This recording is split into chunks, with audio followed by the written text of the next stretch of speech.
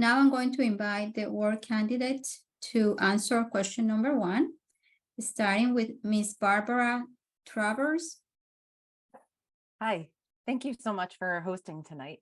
My name is Barbara Travers, and I want to acknowledge right off the bat that I come to this forum as a white woman of privilege. I acknowledge the limitations of my lived experiences when speaking to these important, deeply personal issues for many of our neighbors. I am here to encourage conversations that have been central to the work that I've done in the nonprofit sector, and I am still in my journey of unlearning and learning. I believe in using language that is and performing actions that do as little harm as possible to my fellow humans, and I will do my best to exercise that thoughtfulness tonight.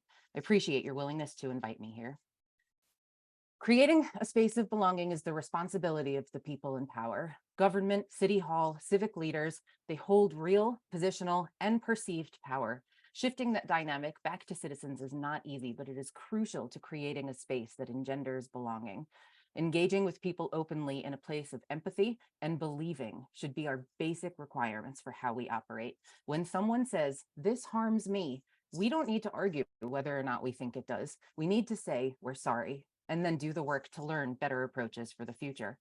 Without that acknowledgement and that action, we will not build the trust that will lead to collaboration, growth, and increasing that sense of belonging to historically harmed populations. When we see ourselves and our neighbors, civic leaders, business owners, and teachers, our confidence and comfort in those affinity groups allow for higher level of vulnerability. All of us have had the experience of being othered or feeling out of the loop when walking into a room of a group of people who mostly know each other. We know from extensive research that people of color experience that daily and often must code switch to interact with institutions and systems. This report shows that this is true for many people of color in Melrose. Increasing the overall diversity in our town is one way to help people of color in our community feel like they belong and are represented. I support housing initiatives that create more diverse spaces so that more and more of our community members of color can see themselves represented throughout the town. I believe intentional diversity in recruiting efforts for positions in City Hall, Melrose Public Schools, Melrose Housing Authorities. Representation matters. I believe in building a culture focused on empathy, understanding, and acknowledgement of the racial histories in Melrose.